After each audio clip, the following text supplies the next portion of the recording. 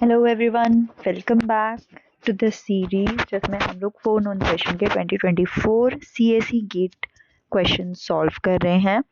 तो हम लोगों ने इससे पहली सीरीज में 40 क्वेश्चंस तक सॉल्व कर लिए हैं।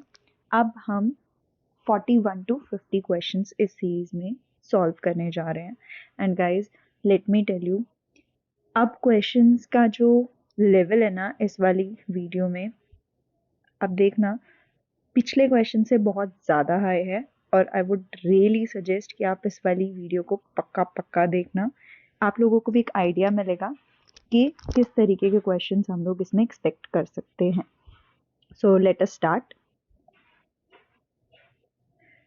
So let us take our first question. In array 82101, this number is heapified. Which one of the following option represent the first three elements in the heapified array?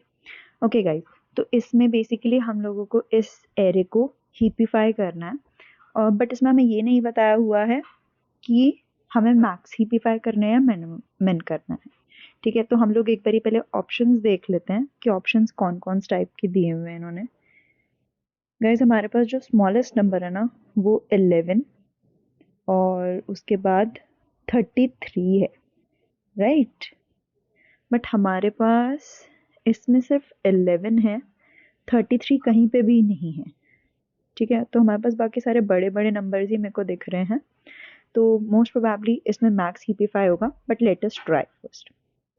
ठीक है, तो हम लोग एक बारी मैक्स हीपिफाई में हम लोग करते क्या है कि जो भी एरे होती है पहले उसका बाइनरी ट्री बना लेते हैं। अभी हम लोग इसमें हीपिफाई एल्गोरिथम लगाएंगे। ठीक है, दिस इज 93। ओके, और हीपिफाई में हम लोग करते क्या है कि जो आपका पेरेंट होता है वो चाइल्ड से बड़ा होना चाहिए इन मैक्स हीपिफाई, राइट। तो अगर आप लेट से हम यहाँ से लीफ नोड से हम लोग हमेशा हीपिफाई स्टार्ट करते हैं, सॉरी लीफ नोड से नहीं, जो हमारी लास्ट जस्ट लीफ से पहले वाली हमारी जो इंटरनल लेयर होती है वो वाली से हम लोग स्टार्ट करते हैं। तो अगर आप देखोगे 11, 131 और 44 में से हमारा 131 इज द लार्जेस्ट वन, तो हम लोग उसको रिप्लेस कर देंगे। Let me change this colour. ठीक है, तो हम लोग इसको 131 से रिप्लेस कर देंगे और हमारा 11 यहाँ पे आ जाएगा। बट ये वाला हमारा ठीक है क्योंकि 93 is already smaller than 111, so it is okay. ठीक है, इस वाले में अगर हम देखते हैं तो 131 इज स्टिल लार्जर देन 101, तो हम लोग इसको दोबारा रिप्लेस कर देंगे। ठीक है, अगर हम 90 पे देखते हैं तो 90 भी ठीक है क्योंकि 75 और 33 से बड़ा है 90। ठीक है, बट अगर हम इसके रूट देखें तो 131 is still bigger than 82, right. तो हम इसको भी रिप्लेस कर देंगे। ठीक है, बट हमें इसको दोबारा चेक करना पड़ेगा क्योंकि अब 82 नीचे आ गया है। ठीक है, let me change this colour again. ठीक है, सो दैट विल नो कि हमने अब क्या चेंज किया है। तो अगर आप अब देखोगे 82 is smaller than 101 and 111, right. तो इन दोनों में से बड़ा कौन सा है? 111 ना, तो उससे ये रिप्लेस हो जाएगा, 82 यहाँ आ जाएगा। ठीक है, अब अगर आप 82 और 93 देखोगे, 93 इज लार्जर देन 82, तो 82 यहाँ आ जाएगा और 93 यहाँ पे आ जाएगा। ठीक है, तो हम बस हमें क्लीन सा अपना जो हमने हीपी बनाया है, हीपीफाई करके अपना जो बनाया ट्री, इसको ड्रॉ कर लेते हैं।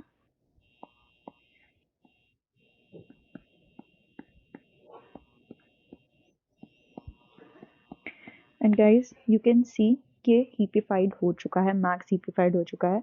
हर एक जो पेरेंट नोड है वो चाइल्ड से बड़ा है। You can check in every instance. Okay, तो इसमें हमसे पूछा क्या गया है कि which one of the following option represent the first three elements in the heapified. तो हमारा 131, 111 एंड 90, तो डी ऑप्शन हमारा करेक्ट हो जाएगा। ठीक है, so this is our recurrence relation question. ये बहुत फेमस क्वेश्चन होता है। ठीक है, तो इसको हम लोग मास्टर्स थ्योरम से भी कर सकते हैं, बट हमें उससे पहले इसकी थोड़ी सी प्री प्रोसेसिंग करनी पड़ेगी। सी हमारे पास जो मास्टर्स थ्योरम का फॉर्मेट होता है वो हमेशा इस टाइप का होता है, T N is equal to A T N by B plus some F N, ठीक है। और उसमें भी हमारे पास ए जो है वो ग्रेटर देन 1 और इक्वल टू 1 होना चाहिए, बी ग्रेटर देन और इक्वल टू 2 होना चाहिए और सी ग्रेटर देन 0 होना चाहिए, ठीक है।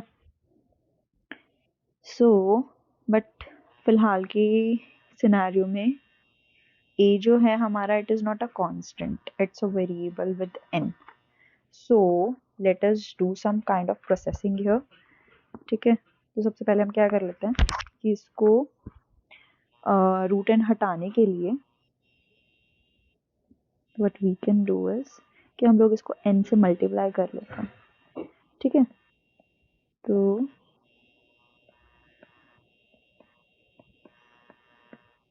वन में n प्लस में n, क्योंकि हम लोग n से मल्टीप्लाई कर वो n से डिवाइड करें तो हमें पूरी इक्वेशन को करना पड़ेगा, राइट। तो अब हमारा क्या बन जाएगा,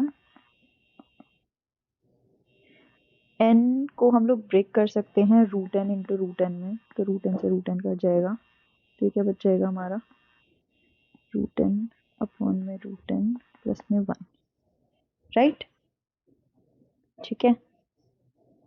अब what we can do is, क्योंकि हमारे पास ये फॉर्मेट तो नहीं होता ना टी एन अपॉन एन, तो हम लोग क्या करते हैं कि इसको n की जगह हम लोग 2 की पावर m पुट कर देते हैं, ठीक है। इससे होगा क्या कि जो आपका ये रूट वाली चीज है ना, ये will solve this thing, okay. तो हमारा जो t 2 की पावर m अपॉन में 2 की power m is equal to t 2 की पावर m बाई 2 अपॉन में 2 की पावर m बाई 2 प्लस में 1, ठीक है। अब हम इस वाली चीज को एक दूसरा वेरिएबल ले लेते हैं, लेट से हम लोग s और लेट से इसको एस एम ही ले लेते हैं हम लोग, S M is equal to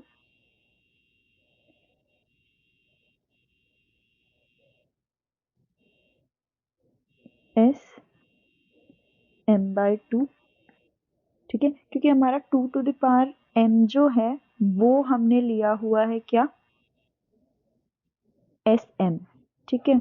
तो हमारा जो 2 to the power m by 2 होगा, ये वाला पार्ट तो हमारा m बन जाएगा, बाकी m बाई 2 मतलब 2 बच जाएगा, which we can write it like this, ठीक है, प्लस में 1।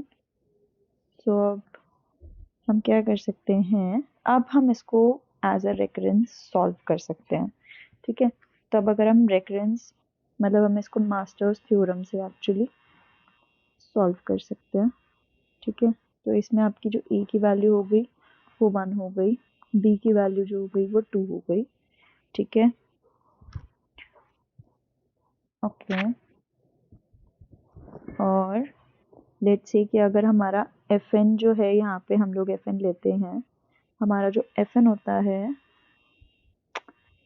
fn जो होता है हमारा which is in the form theta of n to the power k log 2 to the power n, ठीक है। तो क्योंकि हमारा ये जो fn है इट्स इक्वल टू 1, तो ये n टू द पावर 0 और log to the power 0 n लिख सकते हैं हम लोग, तो 1 इंटू 1 इज ओनली 1, तो हमारी k की वैल्यू भी 0 हो गई और p की वैल्यू भी 0 हो गई, राइट। तो ये हमारा जो बनता है, ये हमारा बनता है सेकंड केस, ठीक है। कैसे, log b बाय a अगर हम निकालते हैं तो ये क्या आ जाएगा, log 2 1 which is equal to 0, तो हमारा ये जो है ये k के बराबर है, right, because k is also 0, right. तो ये हमारा केस बन जाता है और हमारा जो इसका सॉल्यूशन आएगा, बिकॉज p की वैल्यू भी 0 है, ठीक है, विच इज ग्रेटर देन -1, तो इसकी जो वैल्यू आती है हमारी वो आती है n to the power k log to the power p plus 1 n या m, बिकॉज यहाँ पे हमारा वेरिएबल m है, राइट और यहाँ पे वैसे m ही आना चाहिए, ठीक है। तो m to the power 0 log p हमारा 0 है बट इसमें हमें +1 करना है तो log 1 m, तो हमारा क्या बन जाएगा थीटा ऑफ log m। तो ये रेकरेंस जो है हमने अब सॉल्व किया और इसका हमारा जो आया है log m आया है, बट हमने m वेरिएबल में जो पुट किया था हमें वो पुट करना पड़ेगा दोबारा, राइट इसको n की टर्म्स में लाने के लिए, राइट। तो यहाँ से इस n is equal to 2 to the power m से हमें पहले, अगर मैं इनका दोनों साइड log ले लेती हूँ, ठीक है, तो हमारा क्या बन जाएगा log n is equal to m log base 2, right. तो अगर हम इसको log, तो m हमारा बेसिकली ये नीचे आ जाएगा log बेस 2, तो इट्स लाइक 1 है तो कोई दिक्कत नहीं है, ठीक है, इट्स 1 ओनली, मतलब ये वाली वैल्यू जो होगी वो 1 हो जाएगी, ठीक है, राइट क्योंकि यहाँ पे log बेस 2 बच गया ना, m नीचे आ गया तो इट इज़ 1 ओनली, ठीक है। तो हमारी जो m की वैल्यू है वो क्या आ जाएगी log n, तो log ऑफ n ये हमारी वैल्यू आ जाएगी s m की, ठीक है।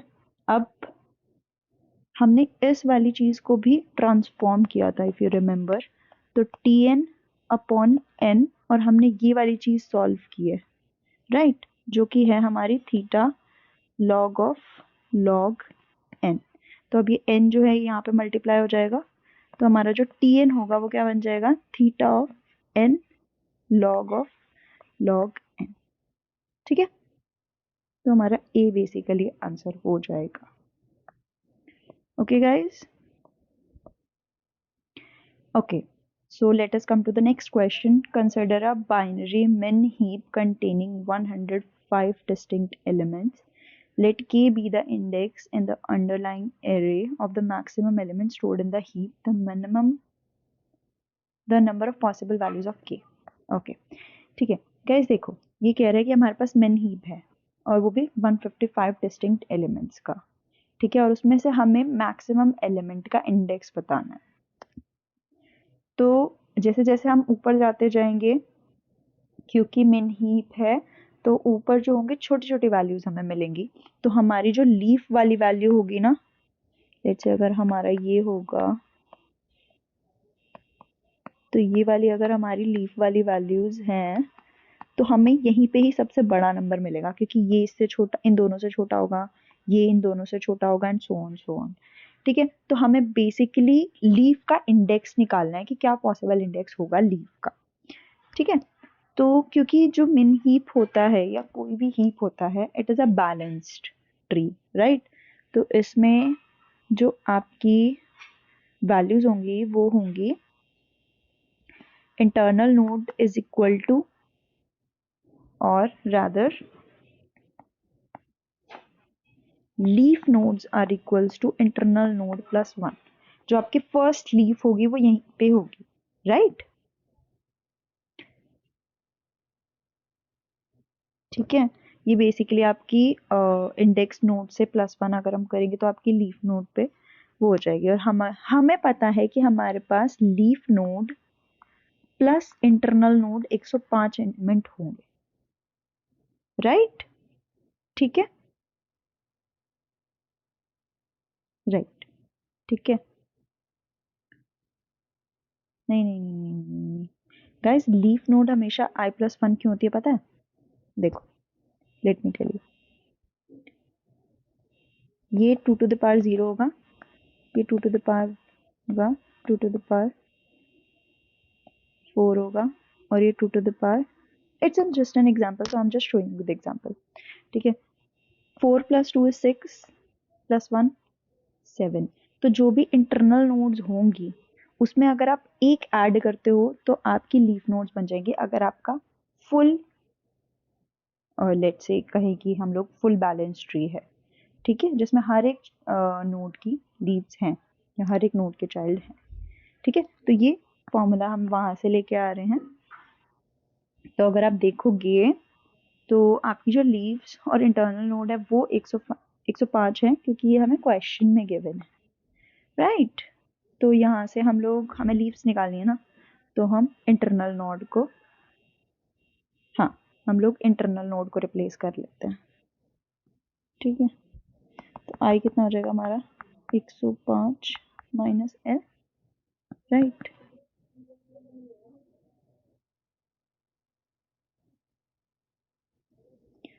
ठीक है, ये हो जाएगा 105 माइनस एल प्लस में 1, ठीक है। एल इधर आके हो जाएगा, ये 106 हो जाएगा, 2l is equal to 106, l is equal to 106 upon में 2 विच इज 53, ठीक है। And that is your answer. 53 से आपकी लीफ नोट स्टार्ट हो जाएंगी, ठीक है। So that is your answer of this question. Okay, so let us come to the 44th question. The symbol indicates the functional dependency in the context of a relational database. Which of the following options is true? Is and are, right? तो हमारा ये MSQ question है। Okay, so first कह रहा है कि अगर x y is equal to zw दिया हुआ है, तो can we say कि x implies zw? नहीं, we cannot say that, because अगर आपके पास x और y साथ में होता है तभी आप z को और w को निकाल सकते हो। हालांकि रिवर्स इज ट्रू कि x y से आप z भी निकाल सकते हो और x y से तुम w भी निकाल सकते हो, बट ये दोनों चाहिए होते हैं हमें, तो इट इज रॉन्ग, ठीक है। x y implies zw. Let's see the second part, and what it is saying कि एक्स वाई से आप जेड निकाल सकते हो, that is true, that is actually true कि आप एक्स वाई से जेड निकाल सकते हो और एक्स वाई से डब्ल्यू निकाल सकते हो। हम लोग इसको बोलते हैं डिकम्पोजिशन रूल, ओके। अगर हम थर्ड देखते हैं तो आपका कह रहा है कि एक्स वाई से आप जेड निकाल सकते हो, डब्ल्यू से आप वाई निकाल सकते हो, तो क्या आप एक्स डब्ल्यू से जेड निकाल सकते हो? हाँ जी, बिल्कुल निकाल सकते हैं, क्योंकि डब्ल्यू से अगर आप वाई मैप कर सकते हो तो आप एक्स डब्ल्यू से जेड निकाल सकते हो, ठीक है। इसमें हम लोग basically we are applying 2 steps. First is augmentation. Augmentation कैसे कर रहे हैं, क्योंकि डब्ल्यू से वाई निकल सकता है, तो यहाँ पे हम लोग एक्स को और वाई को ऑगमेंट कर रहे हैं विद डब्ल्यू, ठीक है। और उसके बाद तो इट्स लाइक कि हाँ, मतलब ट्रांजिटिविटी लग रही है कि अगर आप इससे ये निकाल सकते हो, इससे ये निकाल सकते हो, तो obviously you can determine Z with the x W, ठीक है। और x से y, y से z, तो x से z, it's a simple transitive यार। x से y निकाल लो, y से z निकाल लो, यहाँ पे y है तो x से z भी तो निकल जाएगा, ठीक है। तो ये भी निकल सकता है, ये भी निकल सकता है, तो हमारे जो आंसर्स होंगे वो होंगे बी सी डी, ठीक है। Okay, so guys that is one question I found a little, I'm not very sure, I would say factual kind of thing, ठीक है। So that's why it is a little bit tough from the other ones. Let us read this question. Let G be a directed graph and T a depth first search spanning tree in G that is rooted at a vertex V. Suppose T is also a breadth first search tree in G rooted at V. Which of the following statements are true for every such graph G and tree T? Guys इसमें 2-3 चीजें हमें note करनी है। पहली बात तो जी एक directed graph है, ठीक है।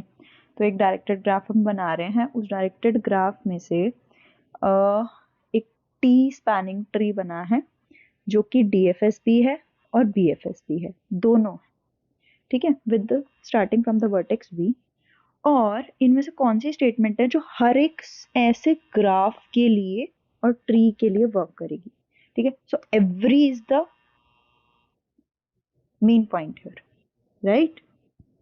So to solve this, we have a table ठीक है, ये टेबल आगे भी बहुत काम आ सकती है आपके।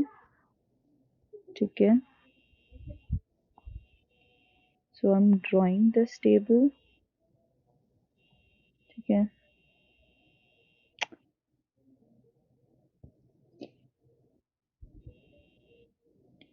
I'll try to give me a minute, मैं इसको थोड़ा इधर की साइड बनाती हूँ।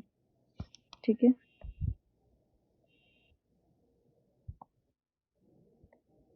I'll make two different for directed and undirected। ठीक है, edge for directed।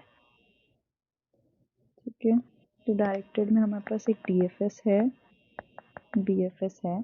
तो basically it is a table that is showing कि किस किस टाइप की एज डायरेक्टेड ग्राफ से अगर आप DFS और BFS बनाते हो तो उसमें हो सकती है, पॉसिबिलिटी है।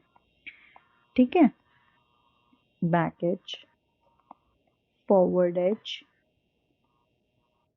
And cross as.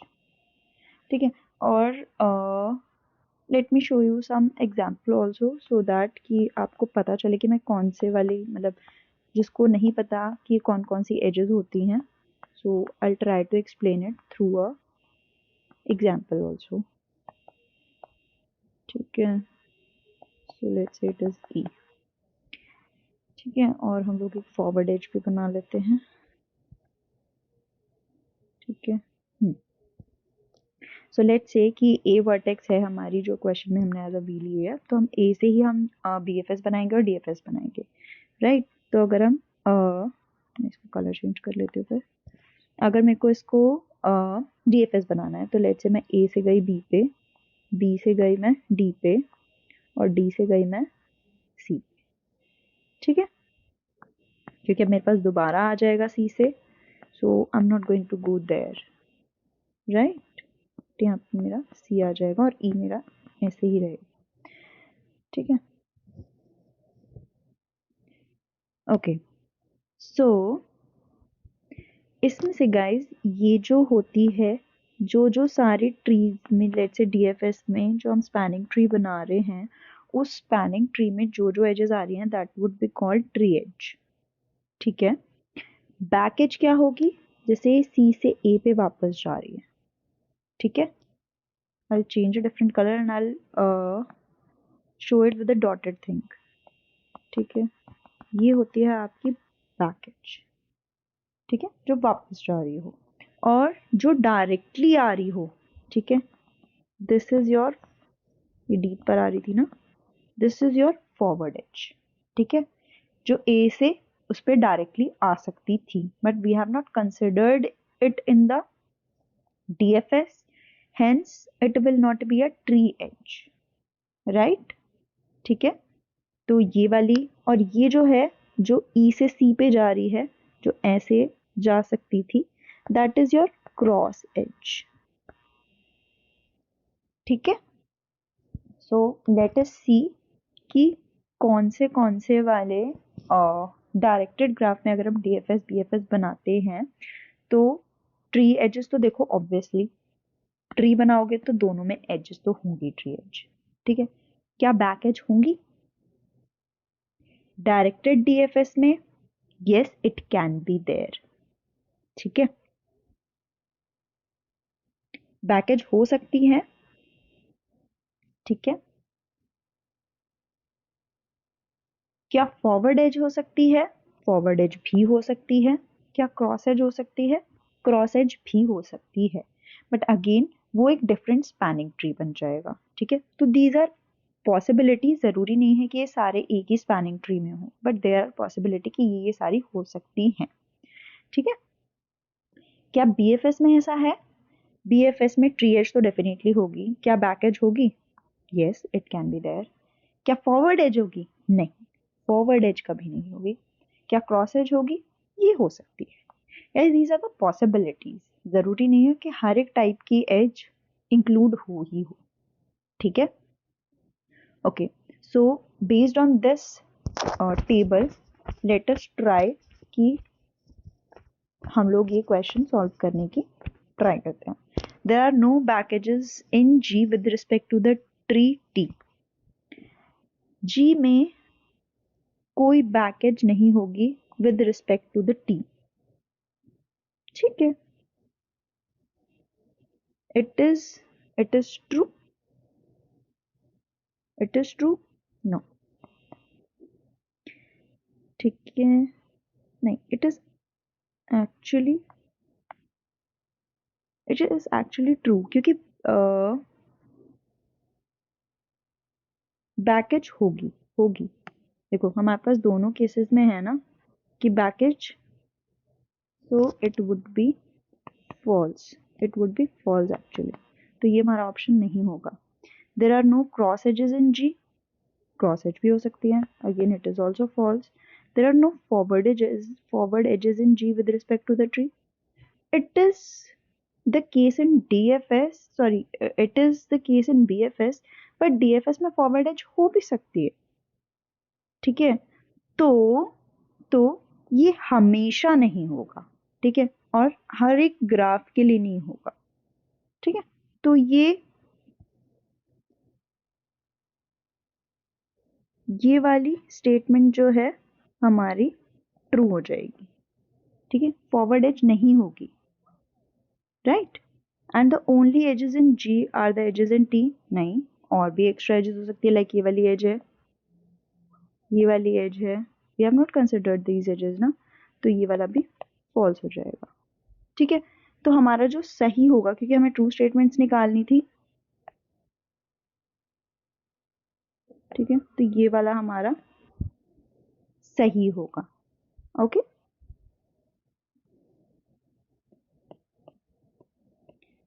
let us come to the 46th question.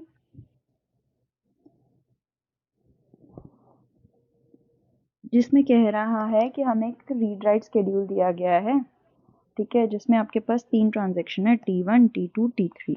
तो हम लोग वही पहले बना लेते हैं, T1, T2, T3, राइट। और वो कह रहा है कि जो सब्सक्रिप्ट्स हैं हमारे पास, ये इंडिकेट कर रहे हैं कि कौन से वाली मतलब शेड्यूल में ये ट्रांजैक्शन हुई है। ठीक है, तो ये जो रीडिंग हुई है ऑफ जेड, ये 1 में हुई है, तो हम इसको T1 में डालेंगे। सिमिलरली W ऑफ जेड भी उसमें हुई है, फिर R ऑफ एक्स यहाँ पे हुआ है, ये R ऑफ वाई यहाँ हुआ है, W ऑफ वाई यहाँ हुआ है, R ऑफ वाई यहाँ हुआ है, W ऑफ एक्स भी यहाँ हुआ है, and again W of Y भी यहीं। ठीक है, तो आपको पता होगा हमारे पास 2 टाइप के बेसिकली कॉन्फ्लिक्ट्स होते हैं। ठीक है, रीड रीड कॉन्फ्लिक्ट नहीं होता है हमारा, ठीक है, हमारे पास रीड राइट या फिर राइट राइट कॉन्फ्लिक्ट होता है, और वो भी सेम वेरिएबल पे होना चाहिए। ठीक है, तो z तो सिर्फ T1 में है, तो वो कॉन्फ्लिक्ट नहीं होगा।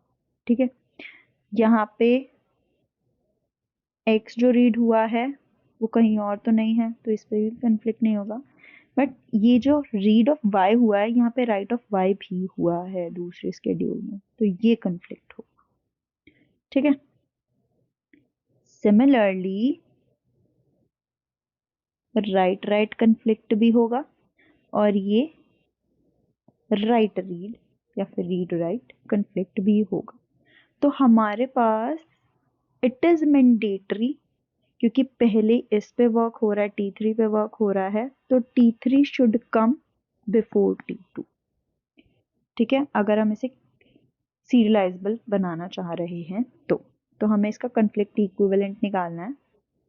तो T1 तो कहीं पे भी आ जाए, कोई फर्क नहीं पड़ेगा। ठीक है, तो ये देख लेना है कि T3 T2 से कौन कौन से में आ रहा है, पहले इसमें आ रहा है, इसमें भी आ रहा है, और इसमें भी आ रहा है, तो आपका BCD आंसर हो जाएगा। ठीक है, consider a boolean expression given by f x y z, which of the following statements are true। ठीक है, आर करेक्ट। तो हम लोग की क्योंकि बुलियन एक्सप्रेशन है, ठीक है, तो एक काम करते हैं, देखो, क्योंकि आपका ये जो फॉर्म है which is called SOP, right, और ये जो पाई होता है ये आपका पीओएस होता है। It's like sum of product, it's product of sum. तो जो चीज़ इसमें होती है वो चीज़ इसमें नहीं होती है। बस अब आप ये देख लो, 3 वेरिएबल के साथ हमारी पॉसिबिलिटीज वही हो सकती हैं 1 2 3 4 5 6 7 0।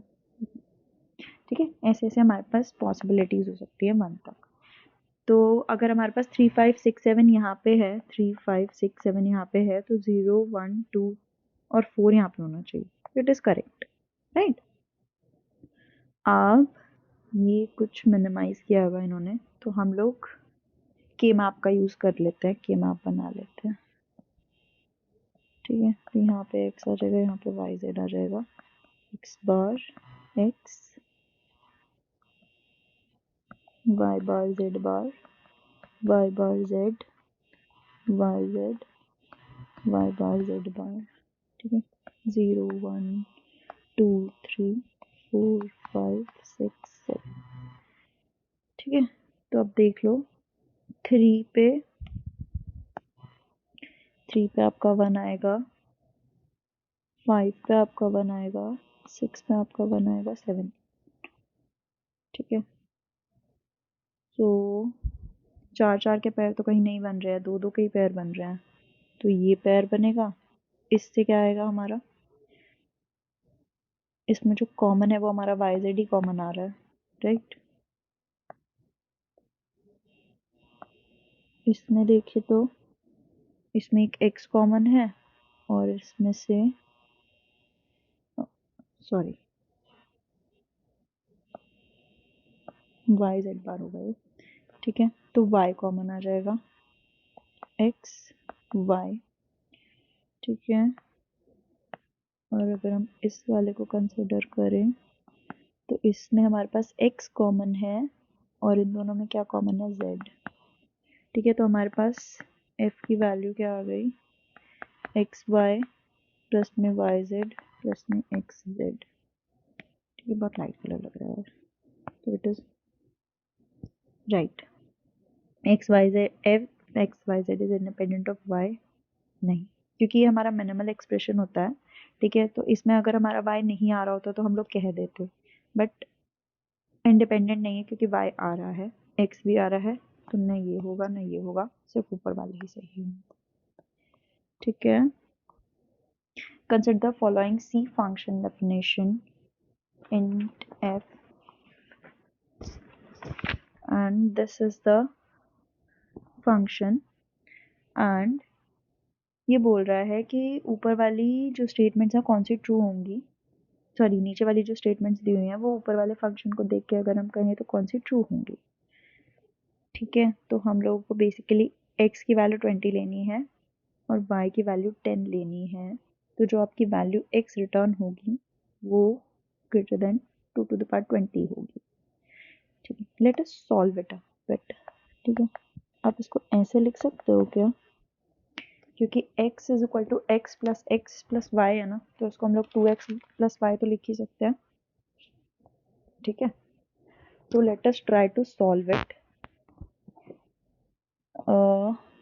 अगर आपका i 0 है, ठीक है, तो लेट से मैं एक वेरिएबल ले लेती हूँ, t0 ही वेरिएबल ले लेती हूँ। ठीक है, जिसमें बेसिकली मैं इंटरमीडिएट रिजल्ट को स्टोर करने वाली हूँ। तो आपका जो टी नॉट होगा वो हो जाएगा 2x प्लस वाई। ठीक है, basically T naught is nothing but the intermediate result of x only, तो ये x ही रिप्रेजेंट कर रहा है। ठीक है, अगर मेरा i 1 होता है तो मेरी वैल्यू क्या हो जाएगी, ये t1 हो जाएगी, राइट। तो ये कितनी हो जाएगी, 2 टी नॉट जो हमने पिछले वाली आइटरेशन में सॉल्व किया था प्लस y। अब इसको अगर मैं सॉल्व करती हूँ तो टी नॉट की वैल्यू क्या है, 2x प्लस वाई 2 टू ज़ा 4x plus 2y plus y, right. तो हो जाएगी 4x प्लस 3y। ठीक है, अगर मैं इसको i इज इक्वल टू 2 के लिए सॉल्व करती हूँ तो ये हमारा कितना हो जाएगा, t2 ओनली और 2 t1 जो हमने पिछले में सॉल्व किया है प्लस में y। अगर मैं इसको भी अगेन दोबारा सॉल्व करती हूँ, t1 की वैल्यू यहाँ पे पुट करती हूँ, तो हमारी क्या वैल्यू आएगी 8, x यहाँ से आ जाएगा 4 2 8, 3 2 6, 6y प्लस 1y इधर है तो ये 7y हो जाएगा। Guys, can you observe a pattern from here? Pattern ये है कि जो आपकी x की वैल्यू है, ठीक है, x का जो कोफिशिएंट है आगे का, उसमें और y वाले कोफिशिएंट में 1 का डिफरेंस है, प्लस इसको मैं मतलब 2 टू द पावर प्लस 1 में चल रहा है ये, ठीक है। जैसे अगर 2 टू द पावर यहाँ पे i की वैल्यू 2 है तो ये 2 टू द पावर 3 है, यहाँ पे i की वैल्यू 1 है तो ये 2 टू द पावर 2 है, ठीक है। यहाँ पे 0 है तो यहाँ पे 2 टू द पावर 1 है। तो इस एक्सप्रेशन को अगर मैं लेट से i मेरा ith आइटरेशन के लिए मेरी क्या वैल्यू हो जाएगी 2 to the power i plus 1 x plus में 2 to the power i plus 1 minus 1 y। Can I write it this way? इस तरीके से लिख लूँ इसको, ठीक है। इसको थोड़ा सा और सिंप्लीफाई अगर मैं करती हूँ तो 2 to the power i plus 1 x plus में 2 to the power i plus 1 y minus में y आ जाएगा। तो मैं इसमें 2 to the power i plus 1 को कॉमन लेके x प्लस y लगा देती हूँ और यहाँ पे माइनस 1, ठीक है जी। तो अब अगर आप देखोगे मेरी जो i है वो हमेशा y से कम तक चलती है, ठीक है, इक्वल नहीं जाती, ठीक है।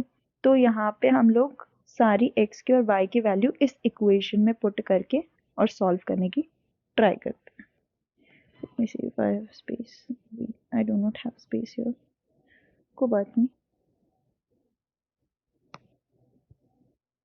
ठीक है। So for the first one x is equal to 20 and y is equal to 10, ठीक है। तो अगर हम इसको देखते हैं 2 टू द पावर y अगर मेरा 10 है, ठीक है, y 10 कब आएगा जब i मेरा 9 होगा, ठीक है। अगर y मेरा 10 है तो ये वाला function i is equal to 9 तक चलेगा क्योंकि ये लेस देन y है, इक्वल टू y नहीं है, ठीक है। तो मैं i इज इक्वल टू 9 तक इसको इक्वेशन को सॉल्व करती हूँ। तो अगर मेरा i 9 है तो 2 to the power i plus 1 हो जाएगा 10 x plus y minus y, right. 2 to the power 10 20 plus 10 minus 10, 2 to the power 10 और ये क्या हो जाएगा 30, ठीक है, माइनस 10। अच्छा अब आप इस चीज़ को देखो, 30 क्या होता है, it is like a little less than 32, और 32 क्या होता है 2 टू द पावर 5, राइट। तो अगर मैं इसको बहुत ज़्यादा स्ट्रेच आउट करूँ तो ये ज़्यादा से ज़्यादा 2 टू द पावर 15 बनेगा, और 2 टू द पावर 15 भी नहीं बनेगा क्योंकि 10 यहाँ पे माइनस कर रहे हैं हम लोग, 10 हम यहाँ पे माइनस कर रहे हैं, तो 2 टू द पावर 15 भी नहीं बनेगा, उससे कम ही बनेगा। तो ये greater than 2 to the power 20 हो सकता है? जी नहीं, ये नहीं होगा, ठीक है। अब जो हमारा नेक्स्ट पार्ट है वो है x to the power 20, x की वैल्यू 20, y की वैल्यू 20। तो अगर हम इसमें अब डायरेक्टली मैं पुट कर रही हूँ, ठीक है, तो 2 to the power 20 i plus 1 है ना, और ये 40 हो जाएगा और ये माइनस 20। अच्छा अब ये देखो, ये है 40 तो ये 2 टू द पावर 5 से बड़ा है, तो ये 2 टू द पावर 25 के अराउंड बैठेगी वैल्यू, तो obviously it will be greater than 2 to the power 20, ठीक है। तो ये सही है।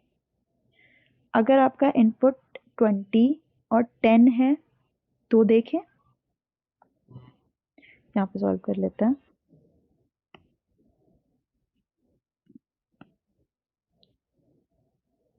यहाँ पे सॉल्व कर लेते हैं हम लोग एक बारी।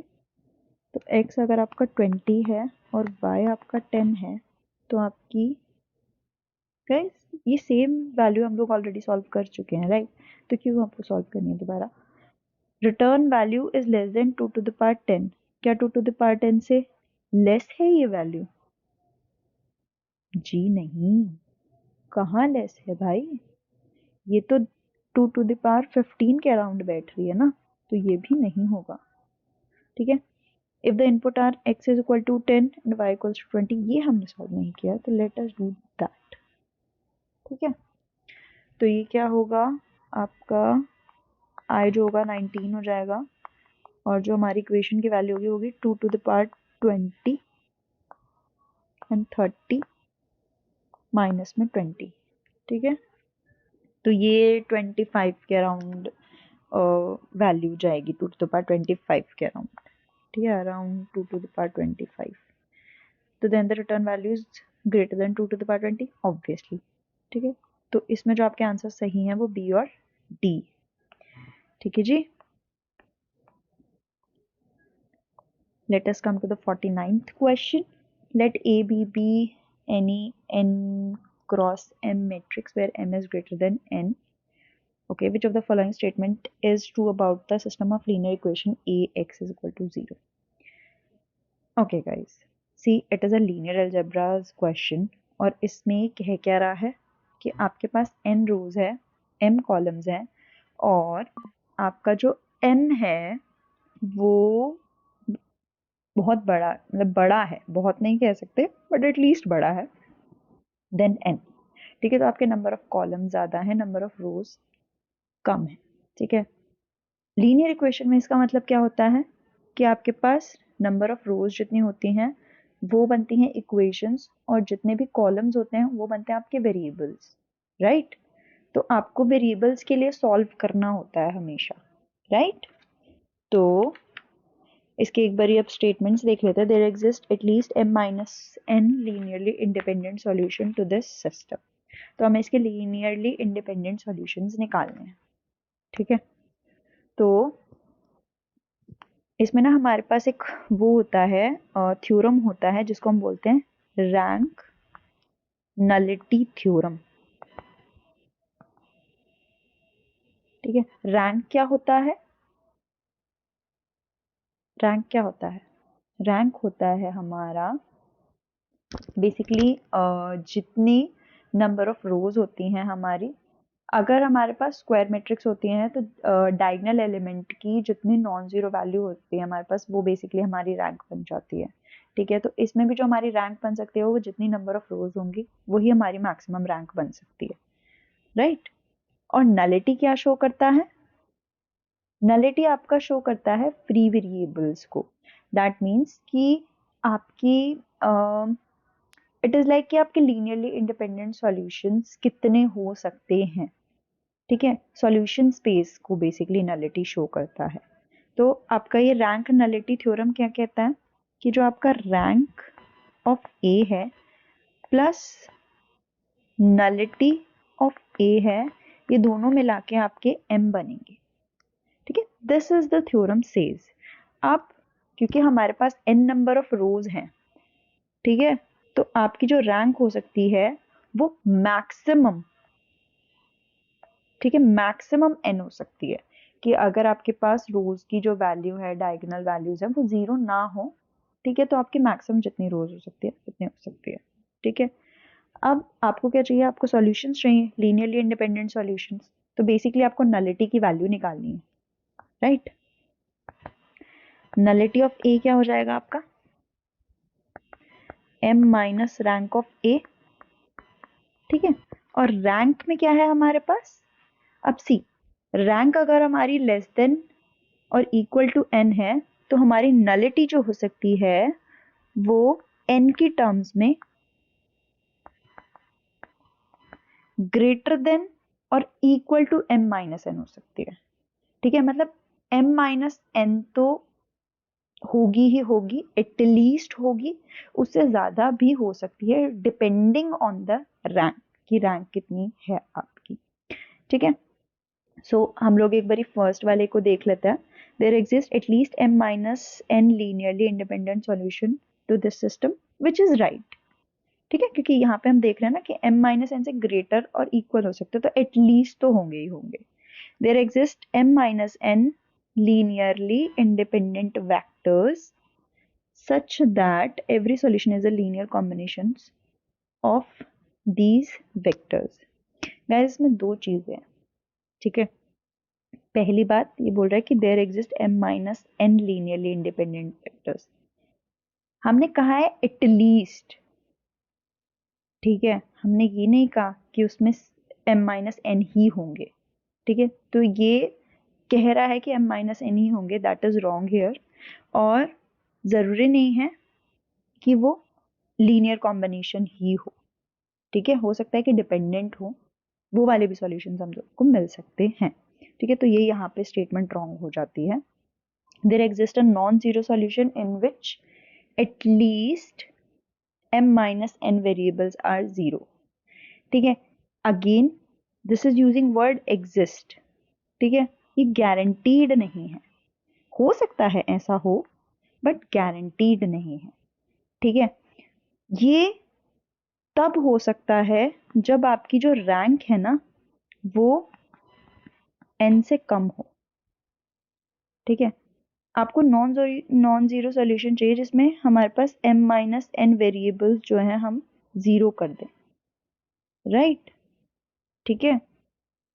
जितने भी आपके फ्री वेरिएबल्स हैं उनको जीरो कर दें, तो वो सिर्फ तभी हो सकता है कि जब आपकी रैंक जो है वो n से कम हो, ठीक है।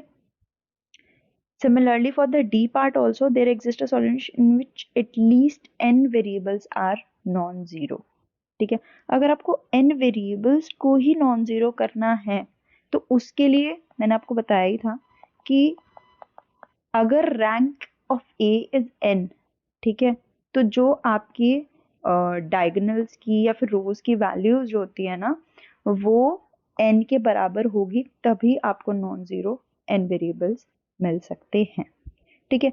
बट यहाँ पे एटलीस्ट बोल रहा है ना, ये एटलीस्ट n वेरिएबल्स, ठीक है। तो अगर हमारी रैंक जो है कम हो गई तो ये सॉल्यूशन एग्जिस्ट नहीं करेगा। तो हमारा ये वाला भी गलत हो गया, ये वाला भी गलत हो गया और ये वाला भी गलत हो गया। हमारा जो श्योर होगा वो ये वाला होगा, ठीक है। Now let us come to the last question of this video.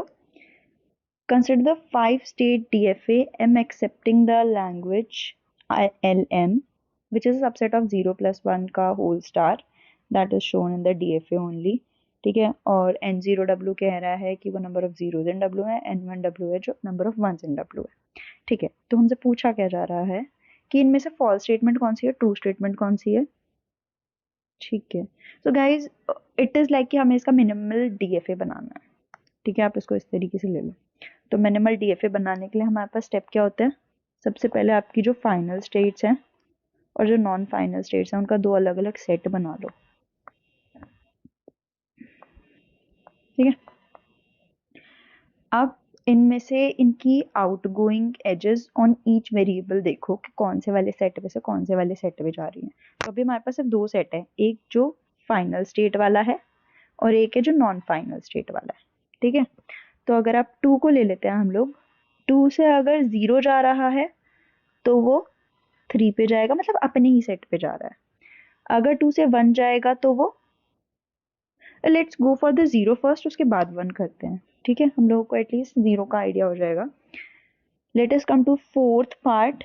Fourth में अगर 0 से जा रहा है तो किस पे जा रहा है, 1 पे। ओ गॉड, तो ये इसने तो अपनी पार्टी चेंज कर ली, तो ये इस पे जा रहा है, ठीक है।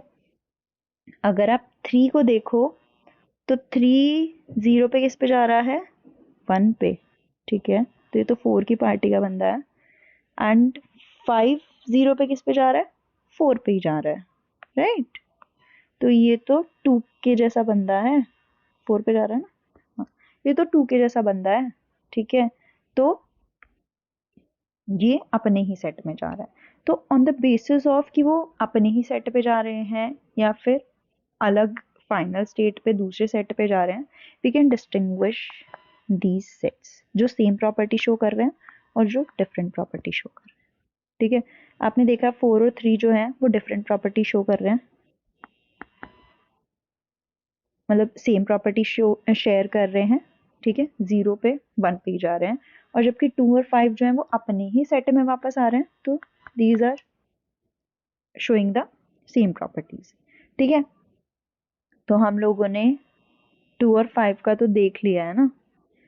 Let us again redraw it इनके 0 और 1 के केसेस देखते हैं। ठीक है, इन तीनों सेट्स की कॉरस्पॉन्डिंग। अब अगर आप 2 को देखें तो 2 आपका 0 3 पर जाता है, यानी कि इस वाले सेट पे।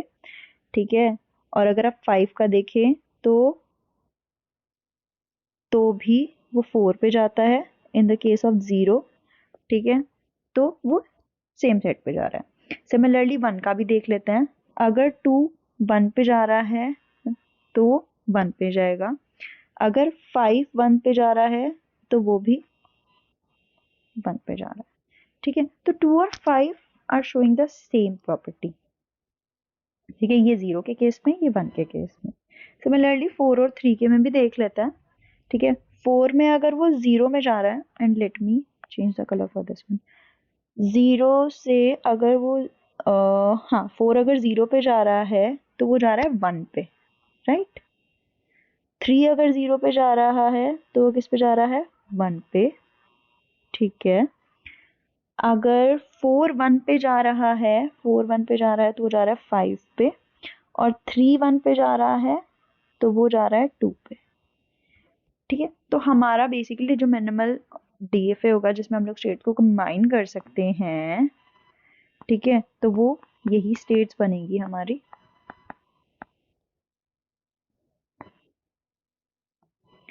ठीक है, अब देख लो कौन सी ट्रू स्टेटमेंट है, कौन सी फॉल्स स्टेटमेंट है। States 2 and 4 are distinguishable.